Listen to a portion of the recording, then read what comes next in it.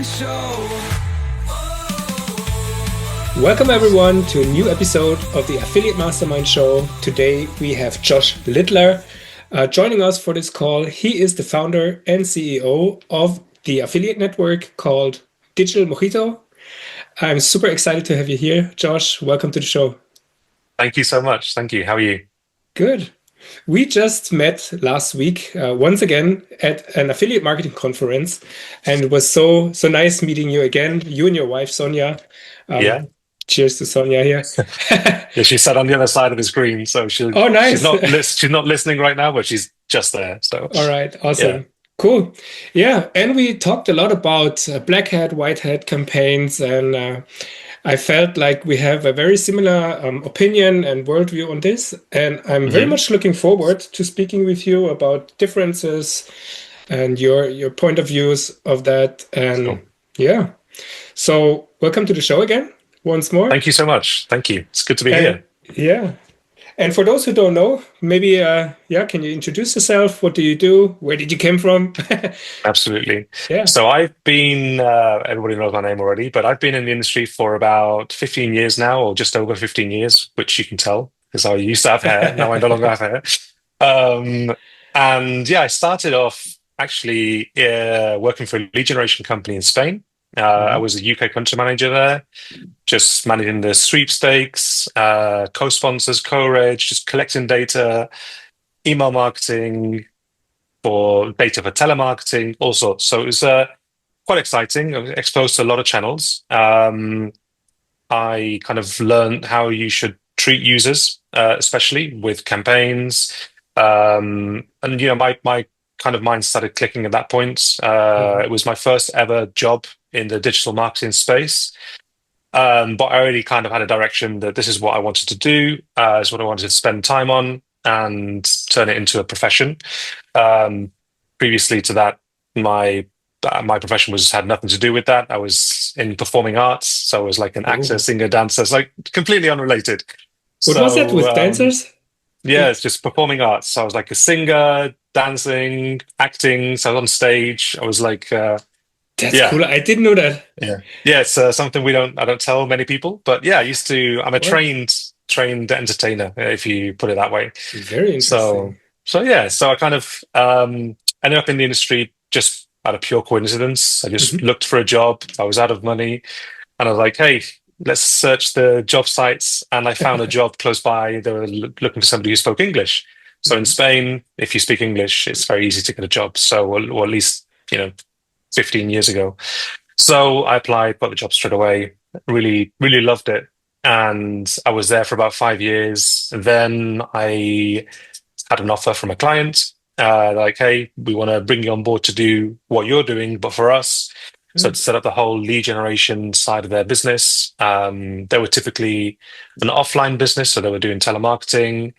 And yeah, I came on board, set up the whole sweepstakes, their sites, the compliance, everything about the user data, acquisition, so on.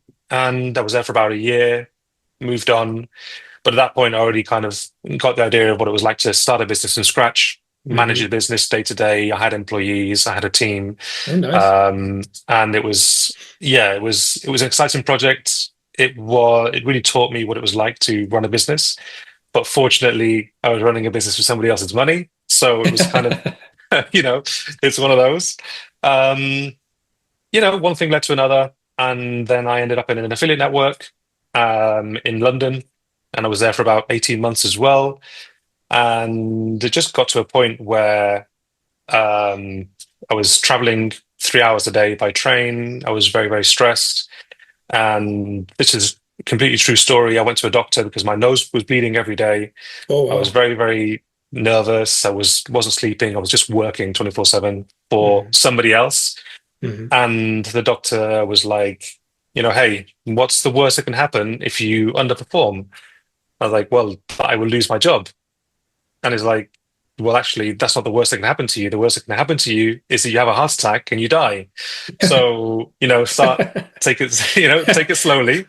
And you know what? I'll always remember that line because when the doctor told me that, I went to work And 2 weeks later, I quit.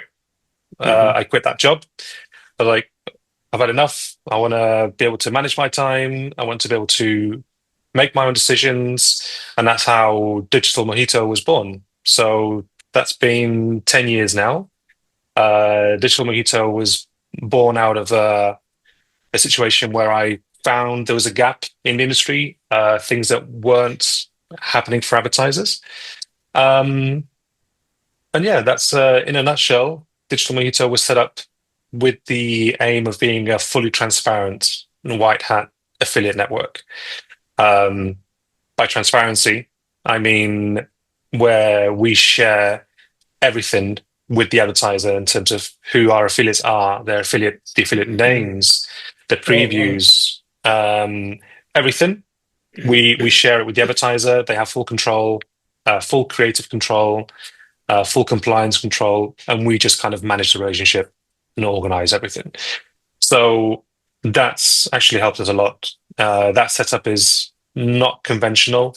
Affiliate networks typically don't like to share their sources, don't like to say who they work with. I figured that wasn't the right way to go about it, or isn't the right way of going about it, because a lot of businesses still work that way. And in a way, I like to feel like we disrupted the industry a little bit in that sense, you know. So there's a lot of networks that work with our clients as competitors of ours who have kind of forcefully had to adopt that method in a way. So I feel partly responsible for making the industry better in that sense. So so yeah, that's where we're at. So yeah.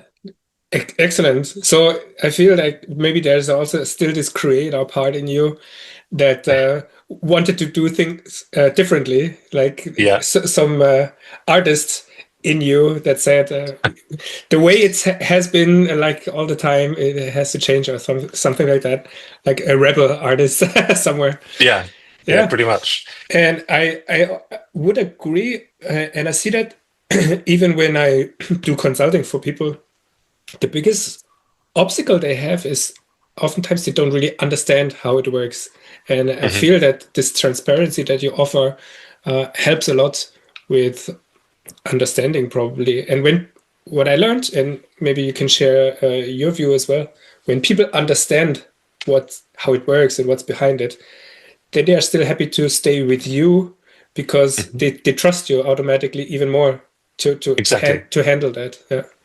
Exactly. So my main objective as a business owner and as a network owner was always to A, work transparently, which is we've checked that box, and B is to work with brands that I feel proud to represent or I feel happy to work with.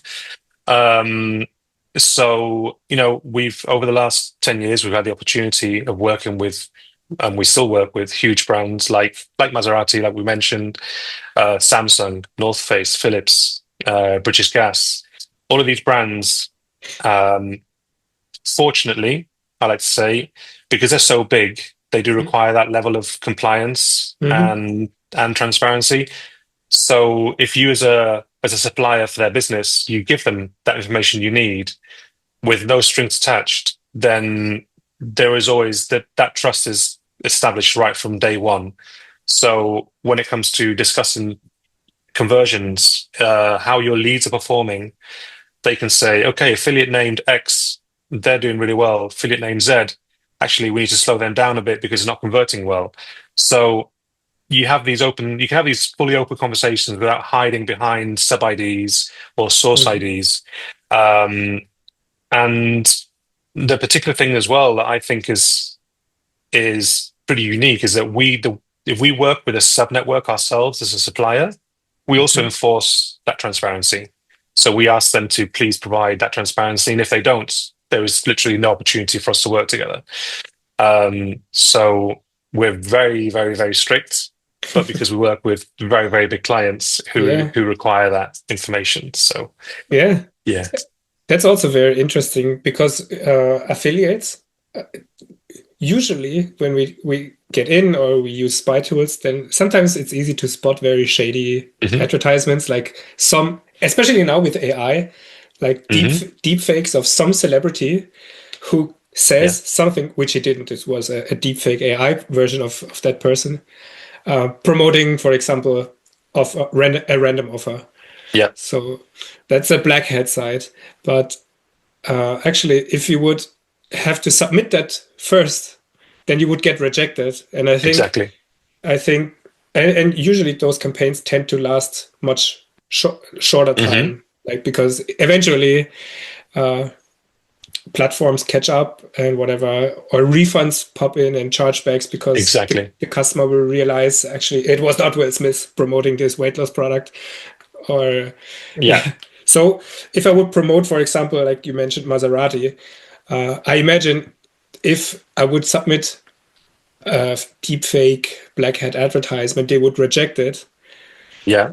But actually, that would be a good thing because advertisements that are uh, like normal and Hmm. compliant, they last much longer. So can Exactly. can you maybe share your experience, especially black hat, white hat? People think there's Hmm. more money in black hat because they can, I don't know. But is that actually true, or is it yeah?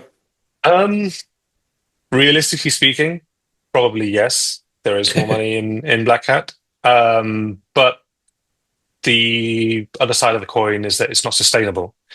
Mhm. Whereas White Hat, if you do things right, yeah, you of course you can make a lot of money. You can, if you do things right and you work and you align yourself with the right partners, uh, then there's no reason why you shouldn't be making. If we're talking purely about making money, then yes, you can make a lot of money with Black Hat. You can make a lot of money with White Hat.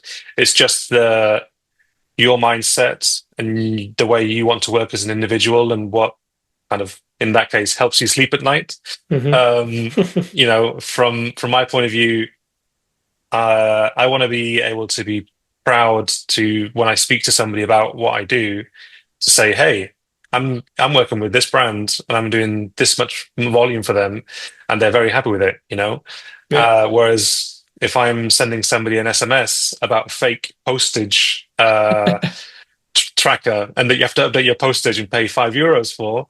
then that's something that, of course, you wouldn't be vocal about. Or Yeah. and it's for me, it's all about integrity as Mhm. a human being. I think the brands we work with uh, are brands that I feel attracted to as well as a consumer.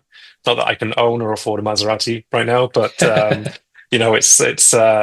it's if we're using that as an example, what a better example to say we work with a luxury car brand and Yeah. we generate test drives for them, and out of those Yeah. test drives we track 20% of them having serious conversations with the user about buying a car. Yeah. We all of that is amazing feedback, whereas with the others you can't. I don't know, it just depends really. Yeah. It depends what you're looking for as a person. I truly believe in running things with integrity on my side. And it's not to forget that if still your goal would be to make 1 million or 10 million, you can do it actually with both black or white hat. So why not go the white hat route? Um, because I mean you can become a millionaire in either way, Of course. Yeah. and also very important. I mean it's nice to tell my mom what I do and to share a nice white hat landing page with her, and Yeah. where she can be proud of her son. She would probably not be with the other pages, I guess. Mm, But not only that, some things are flat illegal as well, and I think exactly. that's the darkest side of the black hat industry. And Yeah. I don't Yeah, know I was if using the one extreme by mentioning that yeah, SNS, but there's yeah. yeah, scamming people credit cards and whatever, and have them Hmm. auto bills, whatever, for a subscription that they didn't even know that they are Yeah, buying, like for a free exactly. iPhone or something. Yeah, pretty much. Yeah. Yeah. All right, So, cool. So that's why you decided to go white hat route only. And yeah, I mean, yes, one because my background was always white hat. yeah, It's always been very aligned with that. Me and um, not gonna lie, there have been times where like I'd like to know how it works. I'd Yeah. like to know how Black Hat works. Mhm. I'd love to find out what goes on in the background. How are these people making this work, you know? Yeah. But then when it all kind of boils down to reality, you know, what I do best is client relationships. I manage great brands, and it's just I prefer to focus on that. It's what I'm good at, and I think it's just the best way forward, really, for sustainability purpose. Yeah.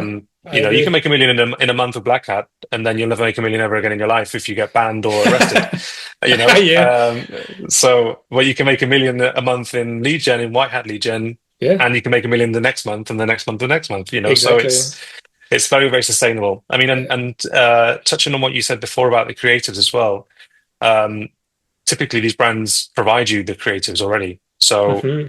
you run what they give you, and then you there's not actually the slight downside of this is that there's the lack of creative freedom, Hmm. um, where you can't. I mean, you can make suggestions, Hmm. but to implement that change in such a such a big Yeah. organization, it takes months to do, you know, Makes because it sense. goes Yeah. through so many layers and so many compliance processes and the wording and Yeah. legal and all that. So there is that lack of creative freedom, Okay. um, but it compensates with the brand that you're running with. So Yeah. Can we maybe walk through a campaign like this, for example? I mean, everyone here would probably like to drive a Maserati. Uh, but actually, to make money promoting Maserati, this is maybe something that's fairly new to a lot of people listening to this podcast. So, how Mhm. can we make money promoting a Maserati? Can you explain that? Yeah. So it all really, in reality, all kind of boils down to the relationships that you have. So because of the nature of the way that we've run our business for the last 10 years, Maserati's been a client of ours for 2 years now. Mhm. Um, and it's really, in all reality, been for word of mouth. So somebody, an agency knows somebody who manages this campaign. They put you in touch and say, "Hey, you should speak to Josh at Digital Mojito. They're doing really good quality and volume for this brand." Because before Maserati, we've run stuff like Infiniti, Jeep, Alfa Romeo, Nice. Fiat, loads of different brands. So, you know, it just kind of it's all about the relationships. So Hmm. as a starting point, I think networking is really important, and you need to have a good reputation. First and foremost is reputation. Once you are exposed to the brand, then you have to be prepared to have group calls, where you're sitting in one room and there's 17 other people on the other side of the screen Okay. watching you, one from legal, one from marketing, one from compliance, and you get fired all these questions. It's not it may be overwhelming the first time, but at the end of the day, you know, we're all human, so they're all there to listen. We're all there to make business. So Yeah, you know, it's just a question totally. of entertaining what they have. So yeah, you have a prep call. Once everything's ready, we establish the. We obviously you have to go through the legals, where IOs, contracts, everything to get it in place. Because as a network, you need that level of protection as well. Because you know, at the end of the day, you're the person sitting in the middle between the affiliate and the brand. Um, and yeah, once you have all of the boring stuff like the paperwork out of the way, then it's just all about integrating the campaign. So we use Everflow for our platform. We use 24 metrics for our fraud prevention. And when we create a campaign, we add all of those elements to it. We make sure the tracking is working. We upload the creators they provide. And that's once the campaign is set up, ready to go, tracked, tested, and everything is working, that's where we roll it out to the affiliates. So we already know a few affiliates from the top of our head that we feel could be a good fit for it. Hmm. Um, and we kind of just say, hey, listen, we just onboarded this campaign. Would you like to run it? This is the payout. You know, and for something like Maserati that can pay over $100 a lead for a six field first page submit, you have to be really careful with the affiliates that you give this to, Hmm. because you may have a brilliant relationship with an affiliate, but if you know that their traffic isn't going to match this campaign, you're better off not offering it to them, regardless of the relationship. So you have to really dig deep and think who would be a good fit. You allocate a budget, and what they do is you send them the assets.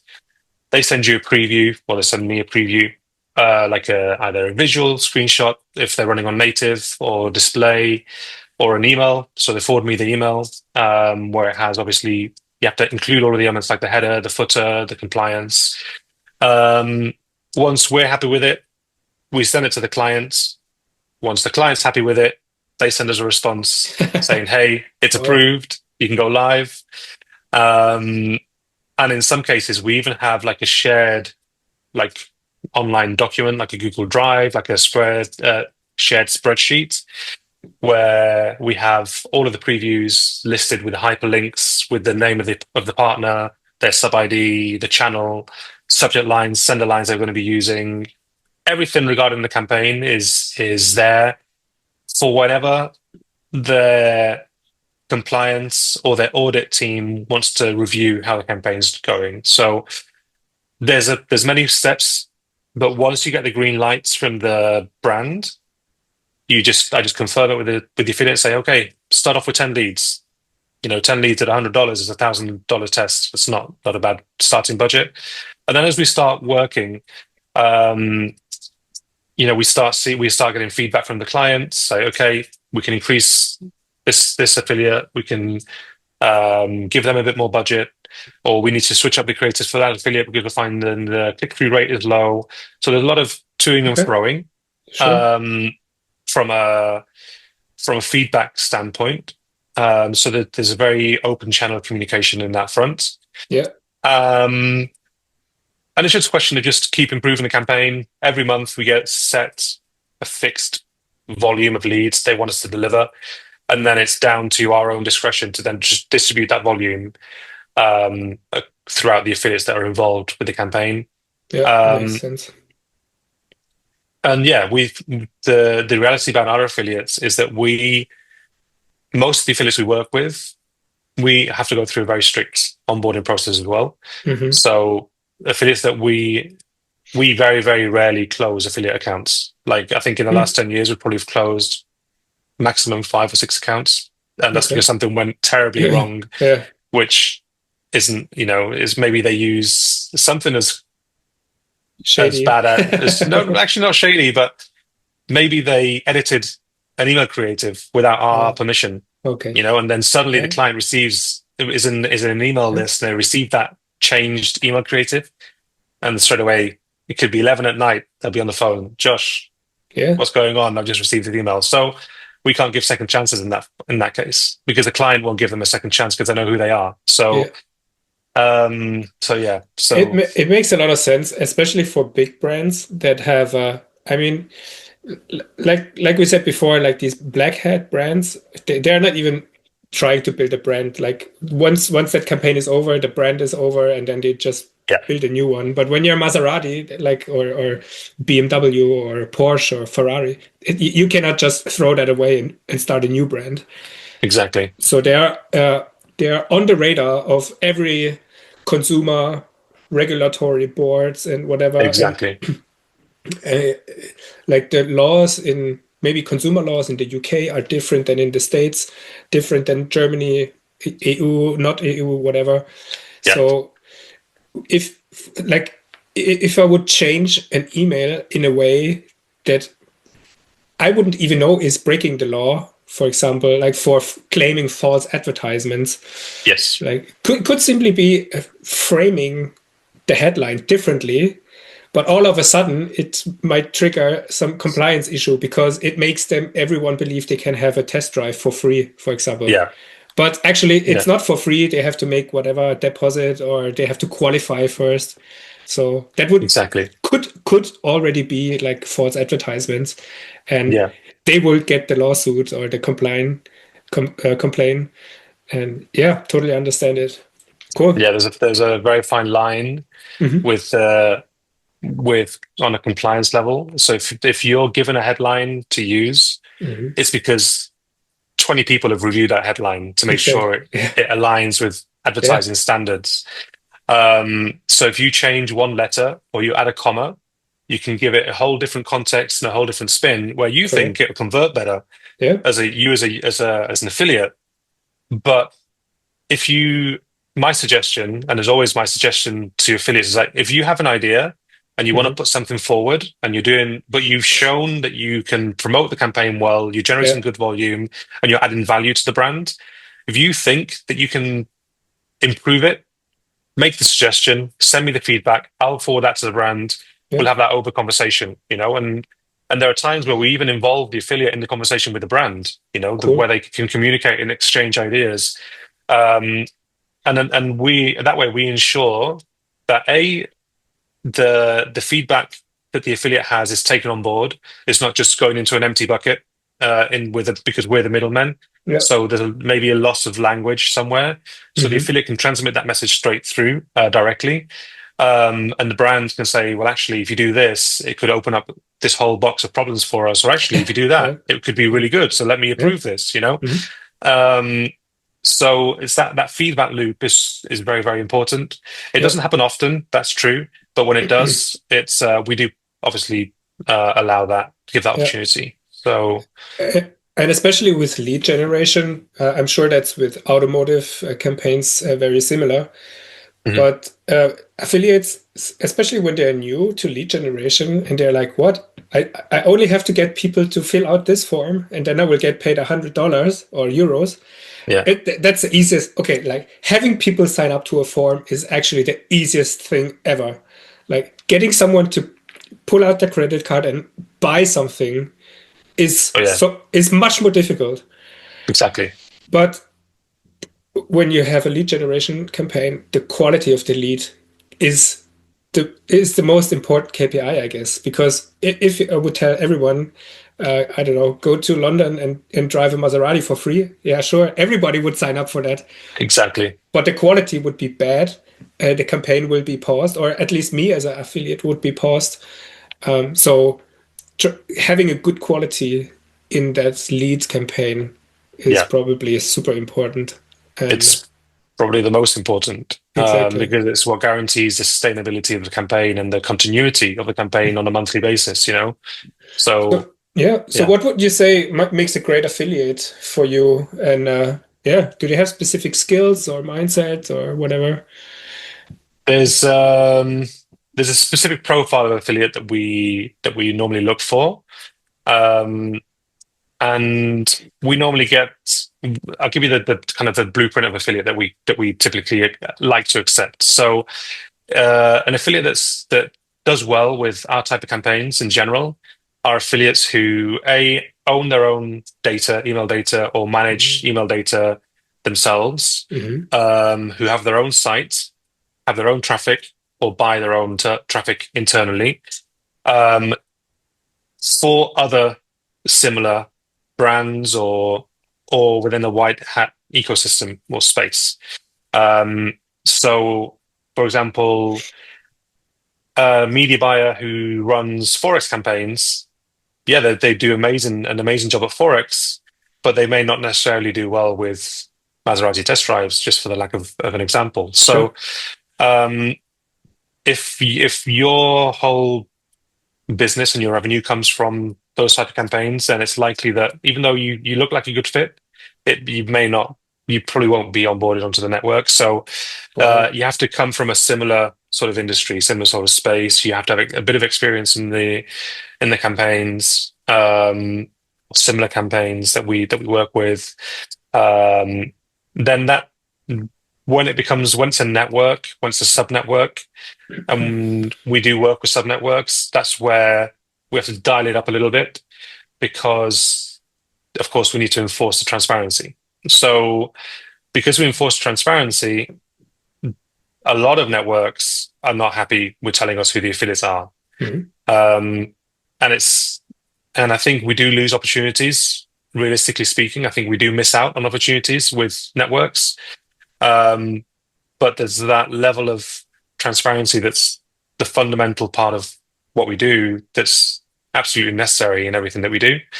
So you, the network, you may have the best affiliate in the world, but if you don't tell me who it is, to me, it could be the best, it could be the worst affiliate in the world. I don't know. To you, it may be the best affiliate, but to me, actually, Yeah, it may not, yeah. So, If one is amazing um, with black hat lead generation and for yeah, example, for yeah. example. So yeah, if you're a network and you give me that information, what happens there, and it's happened many times, is we have a non-disclosure agreement signed with the brands. So our brands will never contact our affiliates directly, Mhm. and we normally enforce a non-disclosure agreement with the networks as well. So we can't contact their affiliates just for their protection. Sure. But what normally happens is affiliates aren't stupid, and affiliates can track where the links are going through in different steps. Um, what normally happens if you don't tell me who the affiliate is that the affiliate can obviously jump over you. They'll Yeah. come to me like a brand new affiliate. I don't know who they are, where they've come from. I'll still have a conversation with them. If they're a good fit, I'll onboard them. If you tell me who those affiliates are Hmm. and they come to me directly, I know where they've come from. I know they've come from your network.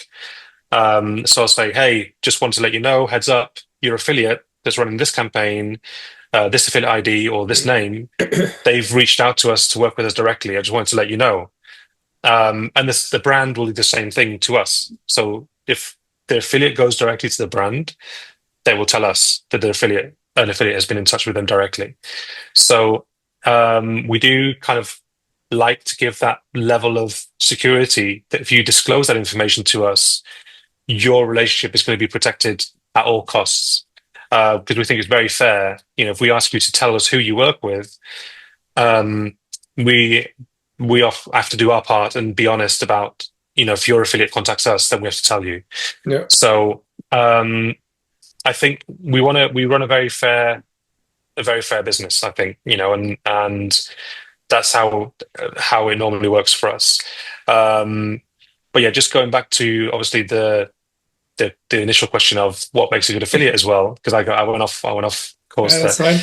Um, the other thing is an affiliate who's happy to share their previews. Good. So an affiliate Hmm. who is diligent, who is compliant, who says they're going to do something and does it, not Hmm. somebody who says they're going to do one thing and then does another. Hmm. Um, and typically, with a brand new affiliate, we like to give them, let's call them not so delicate campaigns to see how your traffic works, to see how it Yeah, converts, to see how you work with us, how you collaborate with us. totally. Um, and then we can start opening up the bigger opportunities. So, Makes total sense. Yeah. yeah. Yeah. So it's Great. a long process, but it works. I think it would be the same if you would onboard maybe a media buyer in-house. You wouldn't give them like the key to the entire castle in the first week. Like Exactly. they have to, yeah, they have to prove themselves. Maybe trust has to be built over time anyway, like regardless if it's an affiliate or an employee. Uh, Absolutely. and yeah, so step by step, the affiliate can climb the ladder, so to speak, and get better and better campaigns, maybe. Yeah. Yeah, I mean, if we know you from a call, we yeah, don't know you from anything else. We have no metrics, no yeah. stats. So in a way, we need you to prove that what you told me on the call Hmm. is accurate. Correct. Um, and we see that very quickly, when we have fraud prevention tools that tell us about your traffic, Hmm. it's very clear when somebody is doing something they're not supposed to, Yeah. very, very quickly. So luckily, when we don't face those situations often, like Yeah, very, very rare on our side. So yeah, we're yeah, very, very fortunate in that respect. yeah. But It's very smart approach as well, like and not giving away all the because like one bad affiliate can sometimes ruin an entire campaign. Probably absolutely, like and yeah, it's some sort of security management, quality management thing, I yeah. guess that makes total sense. Yeah, I mean, I And can give you, sorry to interrupt, I can give you yeah, one go example actually, where something went wrong with an affiliate ahead. not long ago, actually, where we approved everything was signed off, and then they changed the subject line. Hmm. Um, and the CEO of the company that we were promoting received that email with the wrong subject line. Oh, come on. So you have to be extremely unlucky for that to happen. But Yeah. we didn't know that the Hey. subject line was changed. So Yeah. we approved one thing, and they then went and changed the subject line to obviously have more opens. What that caused is that the excuse me, that the client stopped the campaign for another 10 affiliates who were running this campaign and were successful. Just for one person changing the subject line Wow. made us pause the whole campaign, For made 10 us people also. implement, Yeah. yeah, for everybody, Yeah. made us implement new compliance measures. Everybody had to sign their own due diligence document. Everybody had to do a Wow. load of compliance procedures. And of course, the leads that were generated from that send were all rejected, um, because that's the normal thing that would happen. Yeah. But then, in consequence to that, the affiliate was also blacklisted from that advertiser across the Mm. board. So if that affiliate wants to work with that advertiser ever again, Mm. they won't, because Man, they they ruined just by their. changing subject line. It So, seems so minor. It seems so minor. Like but so serious, you know. it seems like it's no big deal, but yeah, if you send the email to 1 million people, for example, with a misleading headline, then the impact gets much bigger. Like it's not Yeah, just, but I just changed the headline or subject. Yeah, yeah, but 1 million people saw it. Like for yes, and you don't know what happened afterwards. Maybe a lot of complaints came in from the leads or whatever, exactly. Or legal or cases, legal cases. it could Exactly. cost them millions in Yeah, legal fees. yeah, So it's a serious issue yeah. when it happens. I So agree. I agree. Okay. So yeah, don't do that. yeah, exactly. Simple as that. Yeah. Cool. And speaking of trust, since we met last week at a conference, like speaking with you in a Zoom call is nice. Most people probably reach out on LinkedIn or email or whatever. Hmm. Like I would say on a trust building hierarchy, the cold LinkedIn DM is or Instagram DM, whatever it Yeah. is, like the cold outreach is on the trust level. It's the Yeah. lowest basically. Yes. Has to be obviously because Yeah. who are you? Yeah. And okay, then maybe jumping on a call is one step higher. Meeting in person is probably the highest.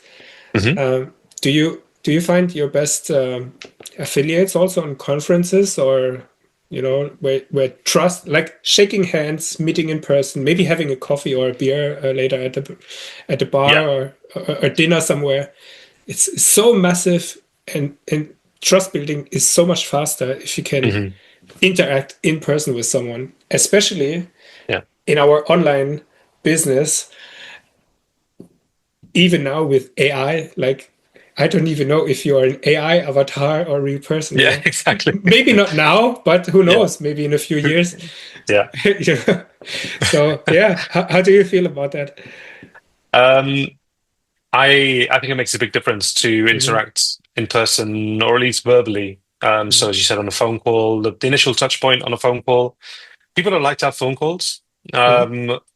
I don't usually ask for phone calls, Hmm. but I always get asked for a phone call, basically. Um, I think having that verbal communication, you get to set the scene very clearly, very easily, without going back and forth on Teams or Telegram or email. And I Hmm. think you end up wasting a lot of time Totally. exchanging messages.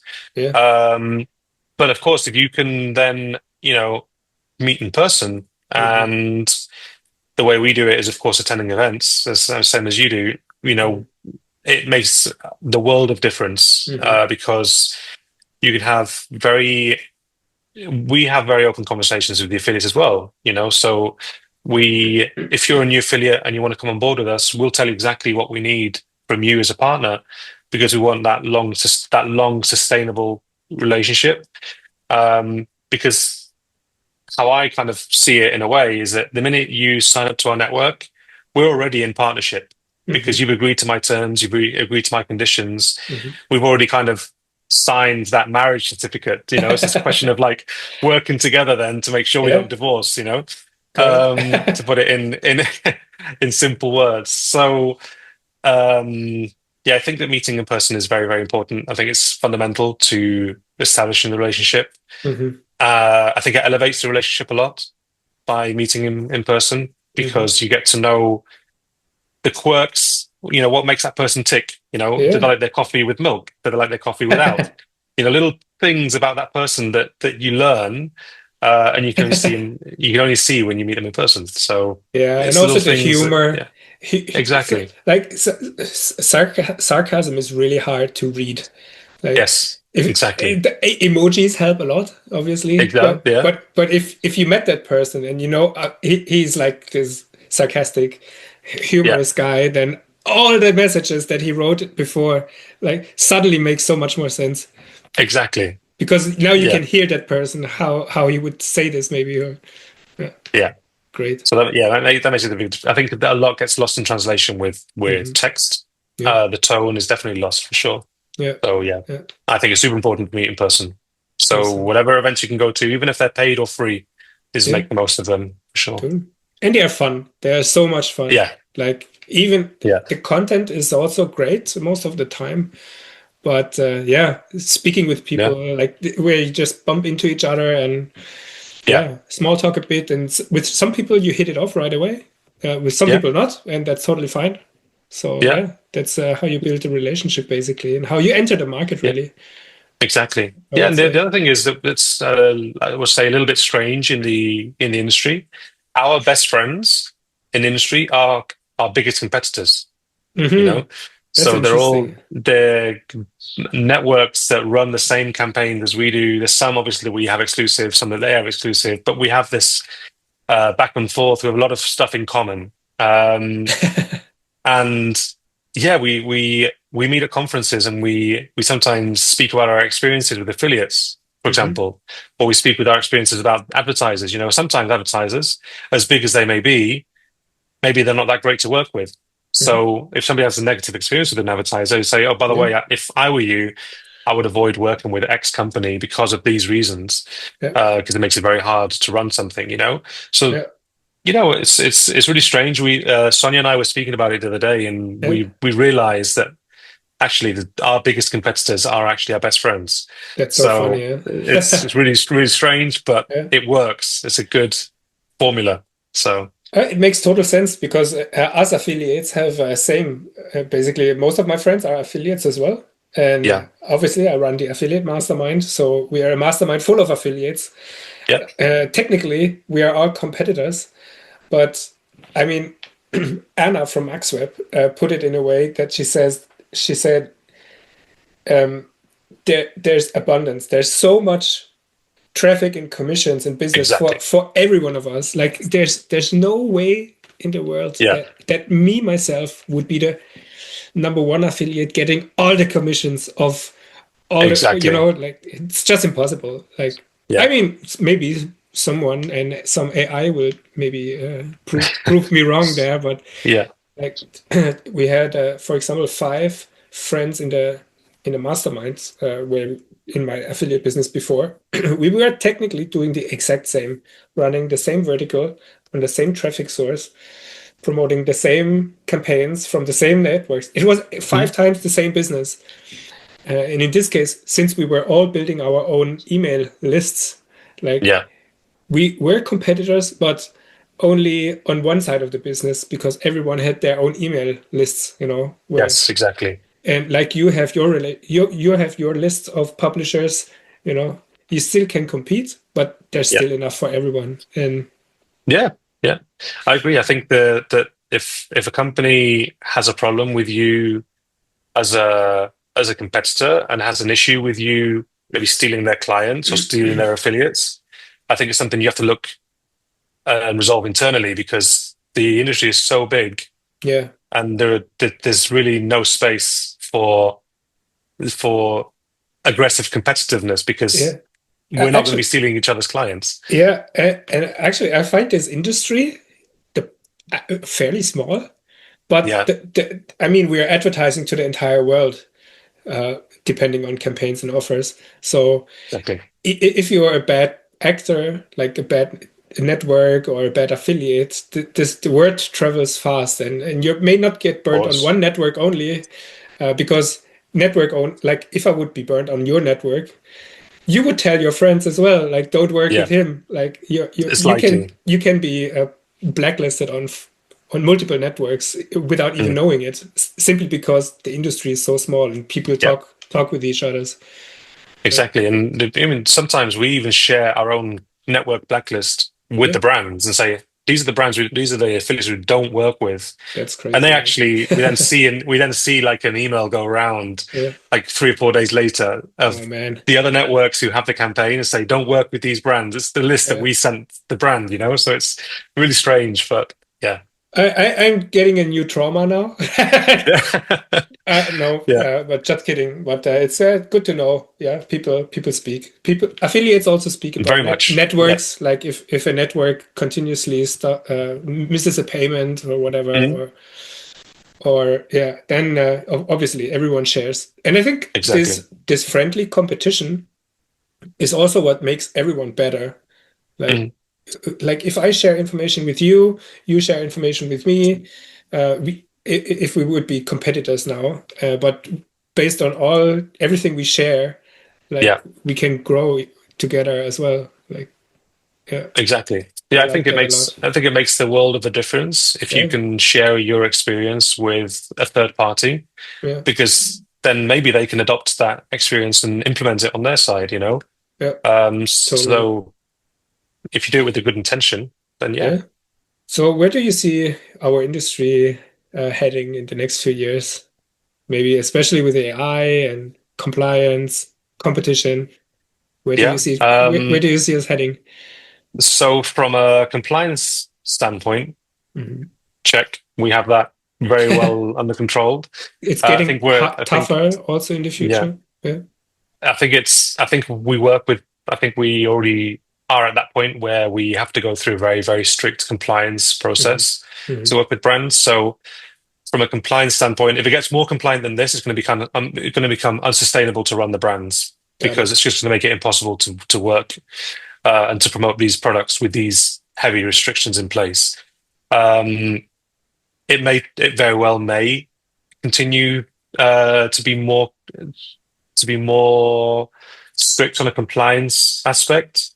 Um, but I can't see it going much more beyond what we do on our side, actually, because we're very strict. I mean, Yeah. it's yeah. Let's hope Um, EU regulators are not listening. yes, They might find some ways to to yeah. make it harder. Yeah, but I mean, from a compliance standpoint, yeah, Yeah. I think Yeah. obviously, you know, the regulators have the users' visions and the users' opinions and thoughts in mind. Users, consumers may not actually may not. It's actually they don't necessarily know how the advertising world works and why they're seeing ads. But I think if there was that level of education from the regulators, like actually you're seeing ads because of this reason, Mhm. or you're seeing this because of that reason, or you're receiving emails because you did this Mhm. 6 months ago. You know, if there was that level of education coming from a regulator, I think it would actually make things easier because users would be more tolerant um, to those emails or those ads they see that maybe they find intrusive, but actually you're seeing them because you initially showed an initial level of interest in that. Mhm. Whereas from my opinion, my standpoint, what regulators do is they receive a whole load of complaints from a whole load of um, different types of promotions and then implement the measure.